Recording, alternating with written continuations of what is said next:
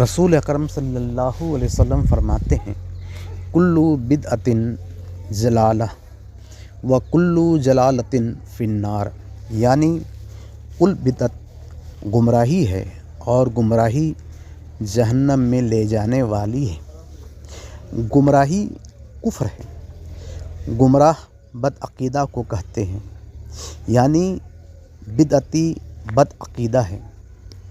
یہاں بدعت سے مراد بدعت فی العقائد ہے، وہ عقیدہ جو اہل سنت و جماعت کا عقیدہ نہیں ہے، اور اس عقیدہ کو اخذ کر لینا بدعت فی العقائد ہے جو کفر ہے اور کافر جہنم میں جانے والا ہے۔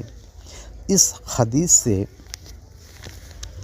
مراد بدعت فی الاعمال نہیں ہے، کیونکہ بدعت فی الاعمال گمراہی نہیں ہے بلکہ فسق ہے، اور فسق کفر نہیں ہے، گناہ ہے۔